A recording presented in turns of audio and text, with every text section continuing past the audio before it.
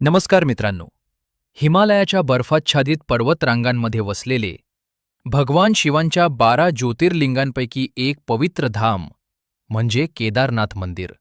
पण तुम्हाला माहिती आहे का, केदारनाथ येथे भगवान शिव बैलाच्या रूपात का प्रकट झाले? पांडवांना येथे का यावे लागले?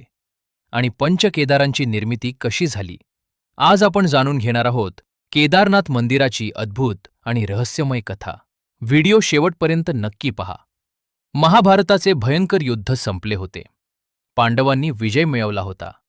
पण या विजयाची किंमत खूप मोठी होती. लाखो योद्ध्यांचा मृत्यू झाला होता. आपल्या नातेवाईकांचा आणि गुरुजनांचा वध केल्यामुळे पांडवांच्या मनात अपराधीपणाची भावना निर्माण झाली. विशेषतः धर्मराज युधिष्ठिर यांना वाटत होते की या युद्धामुळे त्यांच्यावर पाप आले आहे. या पापातून मुक्त होण्यासाठी त्यांनी भगवान शिवांची शरण जाण्याचा निर्णय घेतला. पांडव प्रथम वाराणसी येथे भगवान शिवांच्या दर्शनासाठी गेले. परंतु भगवान शिव पांडवांवर प्रसन्न नव्हते. युद्धात झालेल्या रक्तपातामुळे शिवांनी त्यांना त्वरित दर्शन न देण्याचा निर्णय घेतला.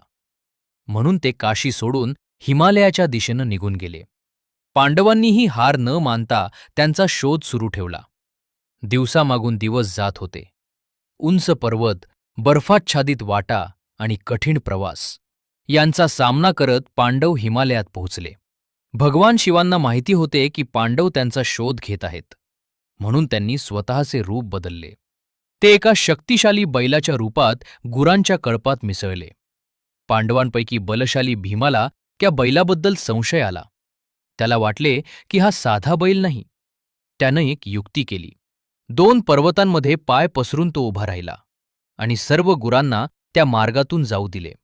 सर्व गुरे शांतपणे पुढे गेली. परंतु एक बैल वेगळ्याच दिशेनं पळू लागला. भीमाला खात्री झाली की हे भगवान शिव आहेत. शिवांचे अद्भुत प्रकट होणं भीम त्या बैलाच्या मागे धावला. त्यानं बैलाला पकडण्याचा प्रयत्न केला. तेवढ्यात तो बैल जमिनीत विलीन होऊ लागला. भीमानं त्याचा पाठीचा भाग घट्ट पकडला. क्षणात दिव्य प्रकाश पसरला. भगवान शिव आपल्या मूळ रूपात प्रकट झाले. पांडवांनी त्यांच्या चरणी नतमस्तक होत क्षमा मागितली. त्यांची भक्ती आणि पश्चात्ताप पाहून भगवान शिव प्रसन्न झाले.